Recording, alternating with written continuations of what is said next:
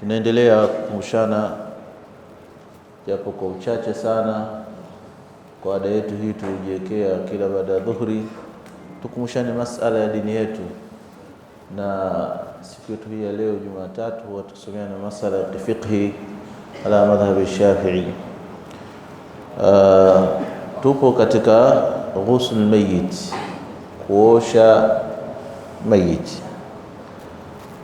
Wiki iliyopita tulikuwa tumeanza kuzungumzia ule ukamilifu, kama tunasema ibara za kifiqhi zinasema kuna aqallul ghusli ambayo tukasema ni ile wajib fil ghusli, na kuna akmalul ghusli ambayo ni mandubati au mustahabati fil ghusli.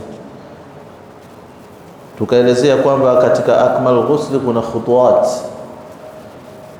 kuna step,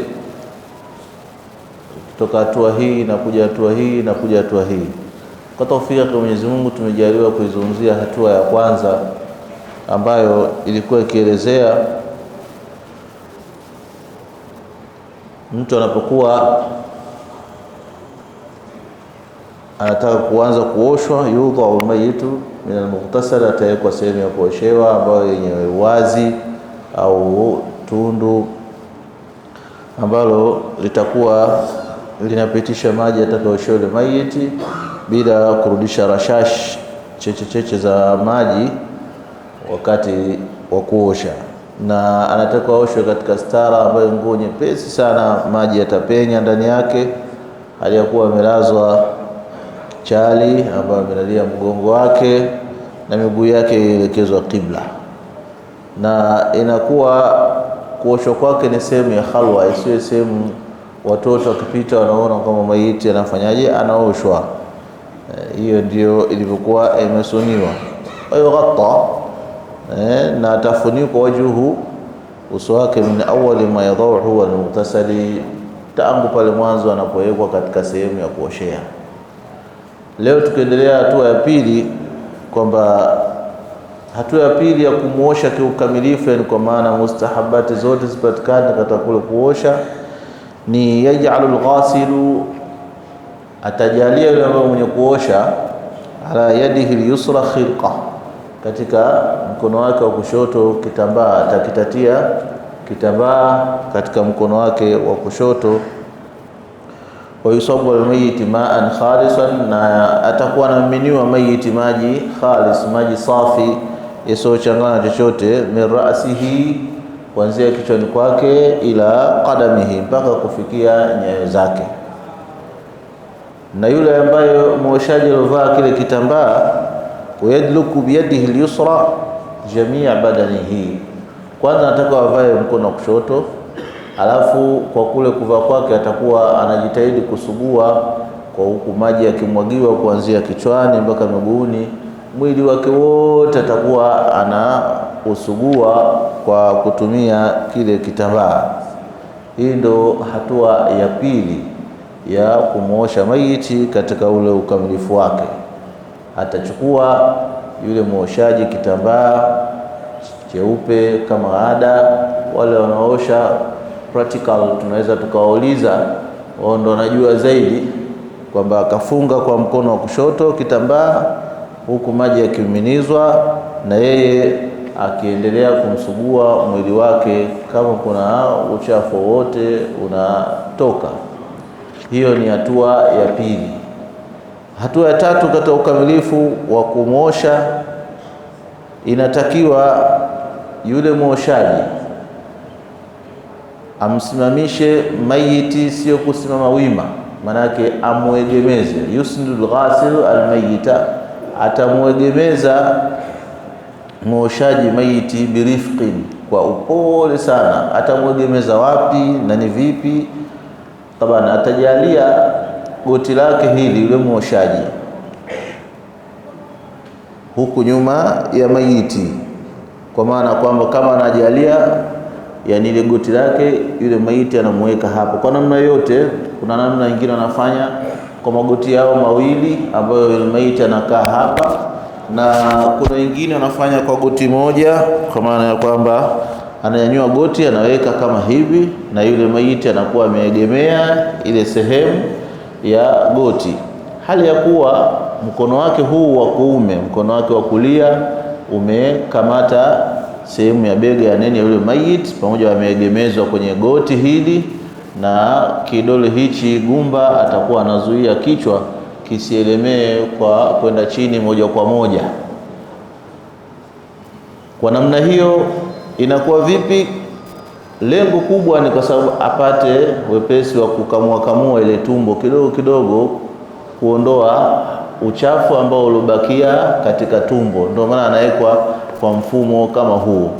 Yani kwa mfano labda ala sabili mithal, tukachukulia kwamba huyu ndo mayiti kwa urefu wake wote, lakini huku kuna kumnyanyuka kidogo kwa sababu atakuwa amewekewa goti na mkono, na huu mkono wa kushoto utakuwa unakamua kidogo kidogo, sio kwa shida, kwa refu kidogo kidogo, na huku anambujiwa maji, ili kama kwenye tumbo kuna bakaya yote ya chakula ambayo ni haja itoke. Kama unavyojua mtu akishakufa hakuna tena break yoyote. Hata ndio maana Mtume SAW akatwambia usingizi ni kama nusu ya kufa. Kwa sababu gani? Unapokuwa umelala, viungo vyote vinafanya istirha, vinakuwa vina tena hisia, vina chochote. Sasa ukifa ndio zaidi. Na hata Mtume akatwambia katika moja anabatilisha udhu, katika moja ya riwaya ni kwamba wewe unapokuwa umelala, ukiamka ubidi ukatie udhu, kwa sababu al-ainu wika'u sah, yani ile jicho ndiyo kifungo cha ile tupu ya nyuma. Kwa maana kwamba mtu anapokuwa hana roho au hayuko katika hisia zile za kiroho, maana yake viungo vyake vyote vinakuwa vyepesi kudeliver chochote, kutoa chochote, kutoka chochote, kwa sababu hana kizuizi maalum. Hal kadhalika na huyo mayiti, kwa kufanywa hivyo basi chochote kilichokuwa tumboni kwa kule kuminywa kwa utaratibu kidogo kidogo kitakuwa kimetoka chote. Hivyo ndio hatua ya tatu, kwamba mwoshaji anamegemeza mayiti, anajalia mgongo wake katika magoti yake, kisha kwa njia ile ya kitambaa, sio mkono tupu ile na sunna ni kuvaa kitambaa kama alivyokuwa amefundisha mwenye Mtume sallallahu alaihi wasallam. Katika baadhi ya riwaya wanazokubali baadhi, wanazikataa baadhi. Ndio maana tunapenda kwamba tunaposema masala kama haya huwa tunasema kwamba katika ufahamu wa imamu gani, kwa sababu wengine riwaya zimewafikia, wengine hazijawafikia. Kwa hiyo inakuwa kuna ikhtilafu katika kuelezea masala. Kwa hiyo kwa madhhabu Shafi'i kwamba kuvaa ile khirqa ndio sunna yenyewe, kwa maana usifanye hivyo waziwazi, otherwise kuna dharura ya kufanya hivyo, unaweza ukafanya. Kwa hiyo atafanya namna hiyo kwa kumfuta kidogo kidogo tumbo lake, liyakhruj ma fi batnihi wa yataharra al-bukhura. Tazama mayiti anapokuwa anaheshimika. Sisi leo katika elimu zetu za kisasa, mayiti kama kawaida tu, yani hana heshima yote. Heshima yako unapokuwa hai, ukifa tena hakuna chochote. Hapa inaambiwa kwamba yataharra al-bukhur, maana yake ajitahidi yule muoshaji kuweka mafukizo wakati anamuosha mayiti. Kwa nini? Kwa sababu liyastura raiha, ili istirike ile harufu ambayo itakuwa inatoka wakati wa nini, wa kuoshwa. Istiri harufu ambayo itakuwa inatoka wakati wa nini, wa kuoshwa. Sasa hii ndio ile sunnia ya haya.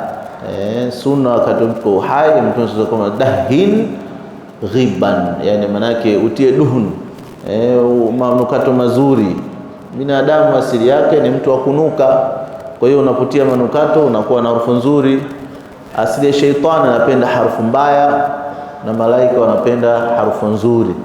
Kwa hiyo ndio maana Uislamu, kwa sababu umeunganisha mambo yake sana kwa nurania ruhania, unatakiwa saa zote uwe unanukia harufu nzuri na usinukie harufu mbaya, kwani hilo ni jambo Uislamu haulikubali kwa namna ya kiimani. Al-Islam nadhifun fatanadhafu fa innahu la yadkhul jannata illa nadhif. Wa qala ahli al-ilm kwamba an-nadhafa nawain, nadhafa dhahir wa batin. Sasa nadhafa batin ndio hiyo itatuingiza peponi, ambayo qulub, moyo msafi, lakini dhahir ni madhhari yetu ya safi, ya nadhifu, kwa maana kwamba tusiwe watu wa kunukanuka kama sinavyokuwa binadamu ananuka sana, hasa sehemu tatu hizi zikiacho zinanuka sana. Sehemu yako ya kinywa ukiwa hujaziangalia zinanuka sana, kisha sehemu za kwapa ikiwa hujaziangalia zinanuka sana, kisha sehemu ya siri usipoziangalia zinanuka sana kwa mwanadamu, kwa sababu ya yale maumbile Allah subhanahu wa ta'ala. Kwa sababu hivi vyakula ukivichukua katika sura ambayo vishapikwa afikieke wazi hivi, kishaweka wazi kwa muda ima masaa au siku, kile chakula kishakuwa kinatoa harufu sio ile ilikuwa inanukia unaona hamu unatamani kula, inakuwa harufu nyingine. Basi hivyo likewise unapokuwa sasa unakitia kile chakula ndani, kinakwenda kufanyiwa mmeng'enyo, metabolism, inameng'enywa ile chakula mle ndani, mwisho wake kinatoka na harufu nyingine, sio ile harufu nzuri iliyokuwa imeingia. Kwa hiyo miili yetu ina reflect ile harufu. Kwa hiyo ndio unatakiwa mtu ujitahidi sana sana kujisafisha sehemu kama hizo. Kuacha kusafisha maana ni alama kwamba wewe Uislamu wako au imani yako haiko kawi. Kwa sababu nini? At-tuhuru shatrul iman, kule kujitaharisha ndiyo nusu au sehemu ya imani yako. Mtu kuwa mchafu sio katika iman, kuwa msafi ndio katika iman. Kwa hiyo atafanya namna hiyo, liyaswa raiha thumma yu'iduhu kama kana, kisha akishamaliza process kama hiyo atamrudisha kama ilivyokuwa. Hatua ya 4, yunajil ghasil almayit, atamstanjisha, manake atamtawadhisha. Huku kutawadhisha maana kushika udhu, kutawadhisha ile kwa lugha maana kwenda msalani ukajisafisha, kwenda msalani ukajisafisha, ile kutawadhisha. Maana yake hapa yunaji atamtawadhisha, atamuosha sehemu zake za siri, sio ile kutawadhisha kutia udhu, ile itakuja process yake. Lakini yunaji alghasilu mayita, atamsafisha kwa kumuosha yule mayiti, qublahu wa duburahu, sehemu zake za siri za mbele na za nyuma, kwa hali ile ya kujalia nini, kitambaa. Katika kila process moja ikimaliza, kile kitambaa kinafunguliwa, kinawekwa pembeni, kinachukua kitambaa kingine, kwa sababu isije ile uchafu wa mwanzo ukarudia vile vile. Kwa hiyo kwa hali kama hiyo atamsafisha yule muoshaji mayiti kwa kutumia kile kitambaa, tupu yake ya mbele na kisha tupu yake ya nyuma na pembezoni mwake, lakini kwa mkono wa nini, wa kushoto, sije akatumia mkono wa kulia. Otherwise imetokea emergency au dharura, mkono wake labda umepata tatizo, haina ubaya kutumia mkono wa kulia, lakini hatujatakiwa tufanye hivyo kwa sheria yetu ya Uislamu. Mambo yote ambayo chukivu Mtume sasa alikipenda kufanya kwa mkono wa kushoto. Mambo yote ambayo mahmud ambayo yasifiwa na nini, Mtume sasa alikipenda kufanya kwa mkono wa kulia. Ndio maana Mtume sasa kana atayamun fi kulli ashiya'i, Mtume sasa kana yuhibbu tayamun.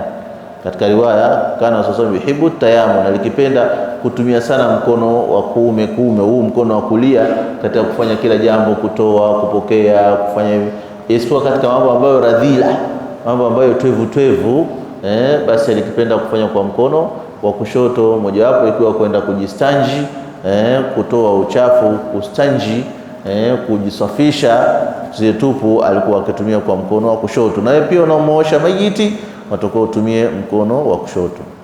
Wayukthiru, katika time kama hiyo sasa, kama maji hubujishwa kwa mayiti, lakini time sasa ya kuosha zile tupu mbili yatakuwa maji yabubujishwe sana.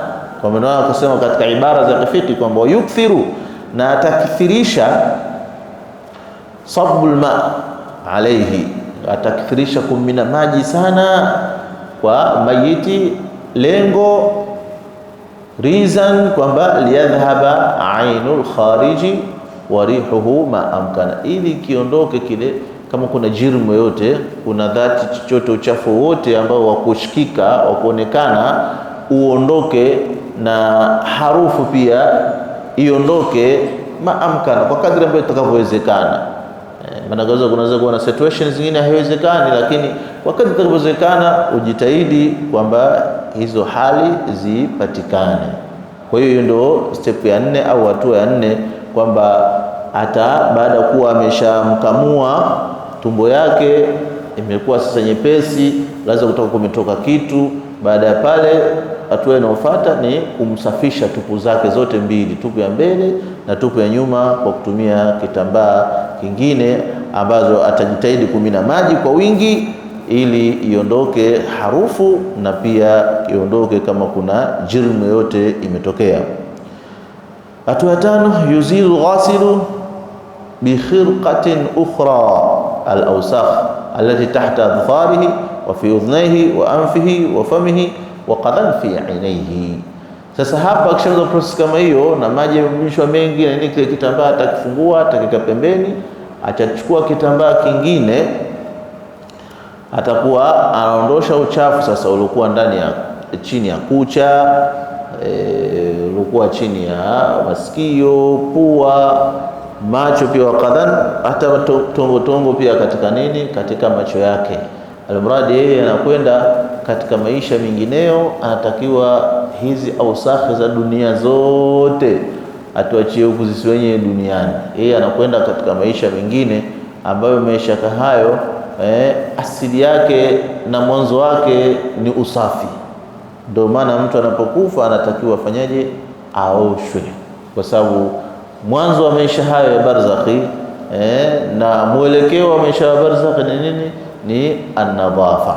Sasa ukiwa Mungu amekuwafikia, umekusanya nadhafa zote mbili, wewe min alfaizin, ukakusanya nadhafa ya dhahiri ambayo ndugu zako Waislamu wamekalifishwa kuifanya, na ukakusanya pia nadhafa ya batin ambayo umekalifishwa wewe mwenyewe kuifanya wakati wa maisha yako. Hiyo itakuwa ni jambo kubwa sana.